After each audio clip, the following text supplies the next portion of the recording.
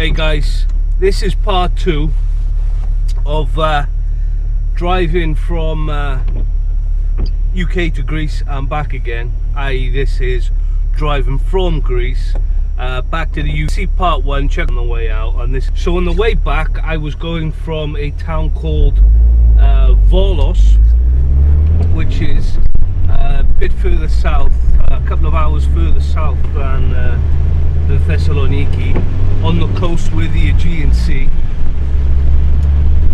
And also because of the distance, I decided to change those tickets. Instead of going back a Rumenitsa to Ancona, Ferry, to go from Patras to Ancona, just to save some driving. I don't recommend doing that, but I'm doing this because going out scared me a bit, so I wanted a bit less driving. So anyway, again, nothing crazy. Left Volos in the afternoon, like 1 o'clock. Headed down the coast on the main road to Athens. Got to Lamia, and then from Lamia took a right to go like directly across, cut off the bottom right hand corner of Greece, if you like. So that coming out of Lamia, it goes over a huge mountain, and the road was not very good. I'm not sure if, I think I went on the old road, and I think I might have done it deliberately now when I think about it. I saw this massive squiggly road on the map, and I thought I'll go up that to start the journey. So basically there was no cars on this road, and also when they get disused they start to get little mudslides and what have you on the side. And the surface, it depends on the weather in the area, but you know, you can get them and they've got okay road surface, and other times they're not bad, and I think this one was alright, it wasn't bad. So it took a while to get to the top of this mountain actually, but it was typical hairpin, well, it seemed like that. And then I remember getting to the top, and that's where it rejoined with the new road. Right on top of the mountain they joined together, and then from there it was a relatively straight shot then, sort of across the country down to the coast there. I don't really remember much about that road at all. Must have been free, easy moving. Joined the coast road from Athens to Patras, and then just outside Calais I got a ticket from the police for overtaking on a solid yellow. Well, not a solid yellow, solid white line. I swear there was nothing in it.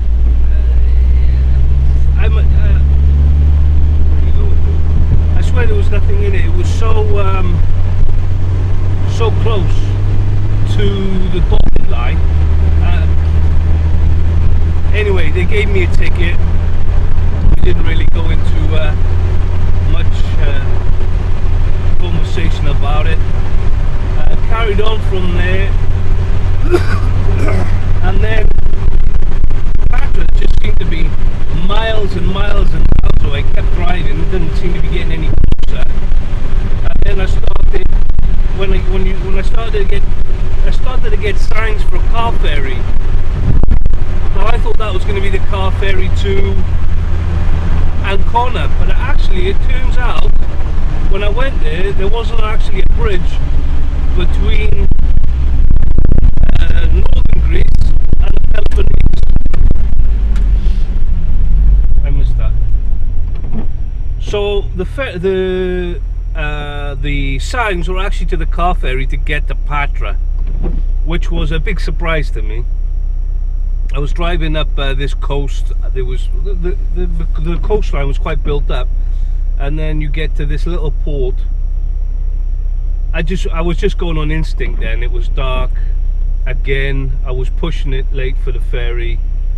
I just went by instinct. I thought this must be the way. So got on the ferry. Don't know how much it cost. I don't think it was a lot. that boat. There was no space between the cars. They were getting maximum utilization out of that. It was super tight, super tight. But anyway, the ferry was only 5 minutes, maybe not even that.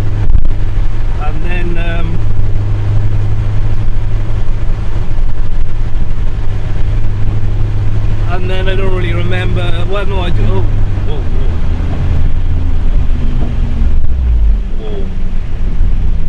whoa. Oh, that got the heart racing. That got the heart racing. Big time. So that was, yeah, so I got into Patras, and then I tried to get on the boat immediately with the ticket that I had, but they said no, it's not good enough. And I think this was about 20 minutes. You see, I'm out of breath. I was crapping myself so much. So they said no, you got to go to Superfast, I think it was, Superfast office, and actually pick up the ticket from there. We can't let you on with this ticket. So like I said, this is about 20 minutes to go again. So I go out to the port. There's a main street there with all your ferry offices. Went in there. Luckily, I don't know what I did. I just didn't really wait long. Went in there, got the ticket, and then went back, got on the boat.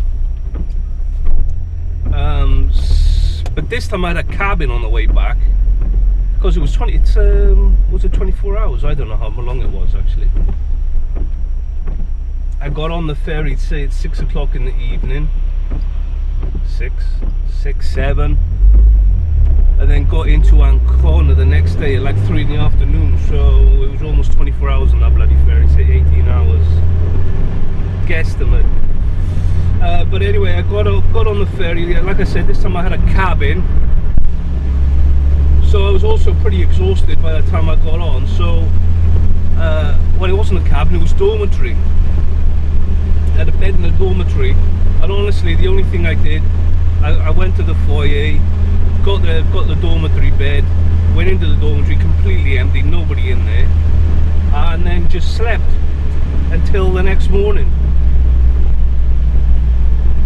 And so I got up around, well, I got up as late as possible because I didn't want to be waiting around on the boat. But that took me around until about 10 o'clock in the morning, I think. So I got up. So I was expecting to get into Ancona any minute, but no, it was like another 3 hours.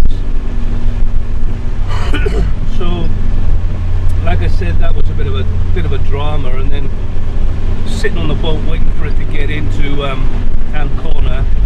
Then I realised that going to Barry was 100% the right one to go, the right way to go. Anyway, so we did that. Again, when I say we, I mean this car and me.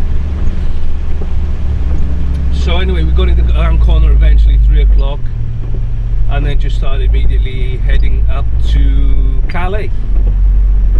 And this time I was going through Mont Blanc tunnel on the way back because I'd heard it was open. Nothing really spectacular on the way up. It got dark pretty quickly, not long after I got into Ancona. So there wasn't really much for me to see of Italy.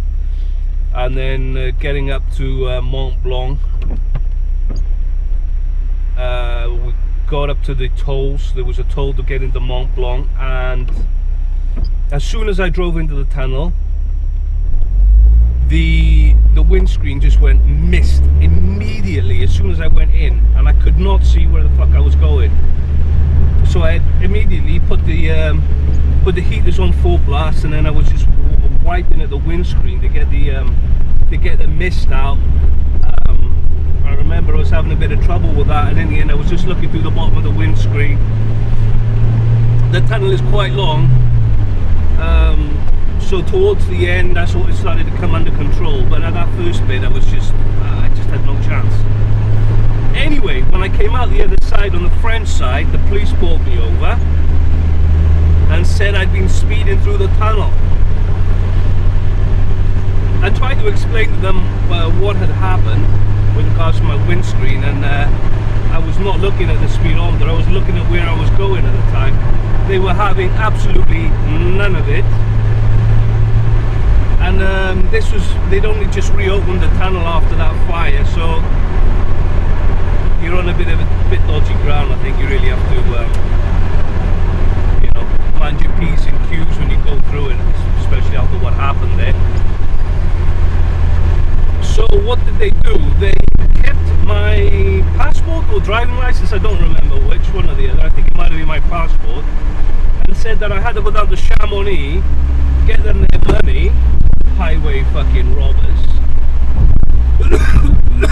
and then come back up and then they'd pay me. So from the Mont Blanc tunnel I had to drive all the way down to Chamonix town centre. It must have been about 11, 12 o'clock at night because there were still people walking around. Found a cash point. Thank God I had all the money that they needed. I don't know how much they wanted in the end, but I suppose it was over €100. Luckily I didn't need that money for gas, you know what I mean? But they weren't thinking of that. So you get into Chamonix town centre, and you know, you got the old Brits on holiday there. I didn't say hello to anybody. Got the cash one, like I said, got the money, went back up the mountain, gave these robbers their money, I got my passport and continued on my way, and that was it. That was welcome to France. Nothing really to speak about in France, except I remember coming to one Piage in central France and looking at the old 14 Celsius. Never seen the thermometer so cold in the car. So I didn't even bother trying to put the windscreen wipers on. It was clear weather, to be fair.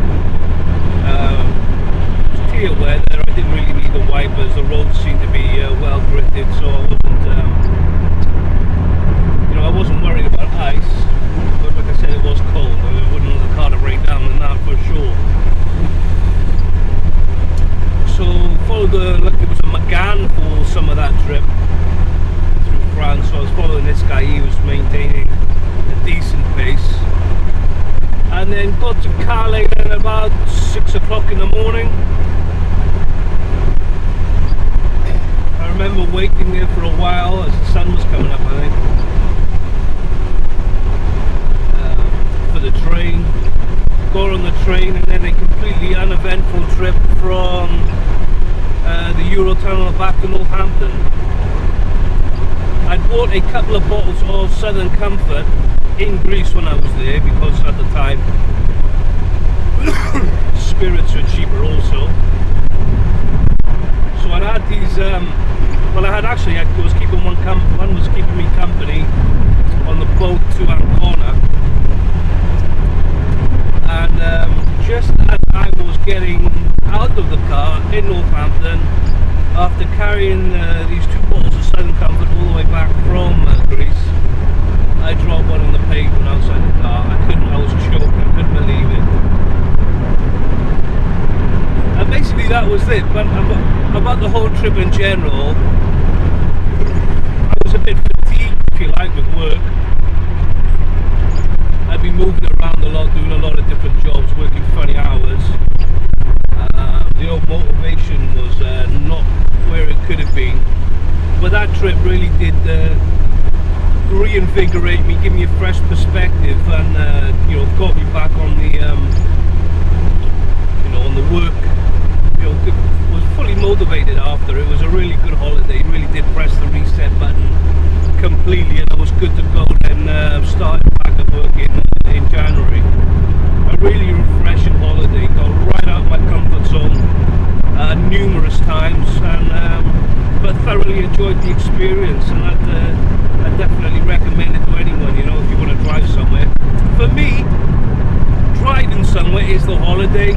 I'm not too fussed about the destination, but if I'm on the road, going somewhere to get where I'm going, you know, that's the best part of the holiday for me. The actual travel to get there. So anyway, that was this is part 2, going back from Volos in this case to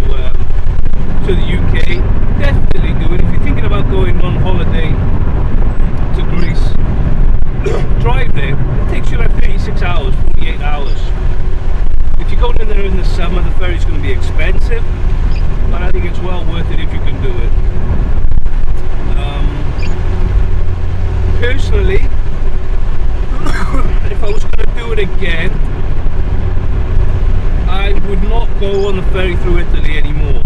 I would go through Greece, Skopje, Serbia, and then you can go through Slovakia, I think, Croatia, Slovenia, Austria. Do the land route, because you lose a lot of time on the ferry, and obviously you can drive. The car will travel a lot faster than the boat will go. So you could probably lob, you know, 10 hours off the trip. I think if you avoided Italy.